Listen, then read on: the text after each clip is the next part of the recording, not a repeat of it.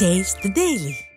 மயிலாடுதுறையில் மாவட்ட நிர்வாகத்தை கண்டித்து கிராம நிர்வாக அலுவலர்கள் இரண்டாவது நாளாக காத்திருப்பு போராட்டத்தில் ஈடுபட்டனர். மன்னம்பந்தல் கிராம நிர்வாக அலுவலராக பணியாற்றிய திருமலை சங்கு என்பவரை நடைமுறைக்கு மாறாக மாவட்ட ஆட்சியர் சமீபத்தில் இடமாறுதல் செய்ததற்கு கிராம நிர்வாக அலுவலர்கள் சங்கத்தினர் எதிர்ப்பு தெரிவித்தனர். இது தொடர்பாக மாவட்ட நிர்வாகம் பேச்சுவார்த்தைக்கு முன்வராததை கண்டித்து இரண்டாவது நாளாக மாவட்டத்தில் உள்ள அனைத்து கிராம நிர்வாக அலுவலர்களும் காத்திருப்பு போராட்டத்தில் ஈடுபட்டு மாவட்டத்தில் பல்வேறு அரசு பணிகள் பாதிக்கப்பட்டுள்ளன.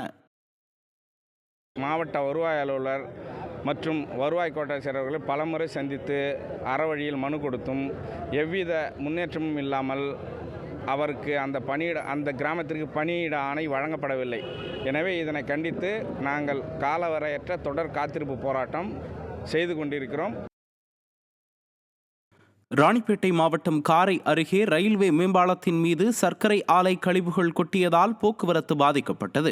கரும்பு ஆலையில் இருந்து கழிவுகளை ஏற்றி வந்த லாரி காரை கூட்டுச்சாலைக்கு இடைப்பட்ட பகுதியில் அமைந்துள்ள ரயில்வே மேம்பாலத்தில் சென்றபோது பின்பக்க கதவு திறந்து கழிவுகளை கொட்டியவாறு சென்றது. சாலையில் சிதறி கிடந்த கழிவுகளால் சில வாகனங்கள் வழுக்கி விழுந்து வாகன ஓட்டிகள் காயமடையும் சூழல் நிலவியது. இதன் காரணமாக அந்த சாலையில் 1 மணி நேரம் போக்குவரத்து பாதிக்கப்பட்டது. சிவகங்கை மாவட்டம் காளையார் கோயிலில் பெண் மர்மமான முறையில் தூக்கிட்டு உயிரிழந்த நிலையில் இறப்பில் சந்தேகம் இருப்பதாக கூறி பெண்ணின் உறவினர்கள் சாலை மறியலில் ஈடுபட்டனர். இறந்த சத்யாவின் உடல் சிவகங்கை மருத்துவக் கல்லூரி மருத்துவமனையில் வைக்கப்பட்டுள்ள நிலையில் சத்யாவின் உடலில் காயங்கள் இருப்பதால் அவரது கணவர் செந்தில்குமார் தான் அடித்து கொலை செய்து தொங்கவிட்டுள்ளதாக கூறி உடலை வாங்க மறுத்து சத்யாவின் 3 குழந்தைகளுடன் அவரது உறவினர்கள் சாலை மறியலில் ஈடுபட்டனர்.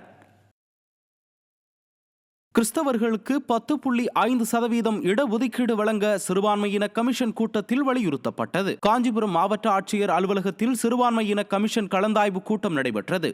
கூட்டத்தில் சிறுபான்மையின பிரதிநிதிகள் கல்வி வேலைவாய்ப்பில் கிறிஸ்தவர்களுக்கு 10.5% இடஒதுக்கீடு வழங்க அரசிற்கு பரிந்துரை செய்ய வேண்டும், சிறுபான்மையின கல்வி நிறுவனங்களில் பணியிடங்களை நிரப்புவதில் உள்ள பிரச்சினைகளுக்கு நிரந்தர தீர்வு காண வேண்டும் என்பது போன்ற கோரிக்கைகளை வலியுறுத்தினர்.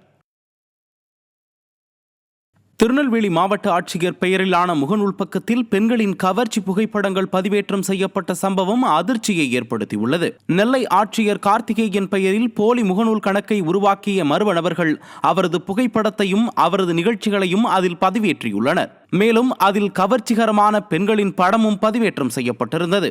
அதில் பலருக்கு நட்பிற்கான அழைப்புகளும் விடுக்கப்பட்டிருந்தது. இது தொடர்பான விசாரணையில் அந்த முகநூல் பக்கம் போலியானது என்பது தெரிய வந்தது.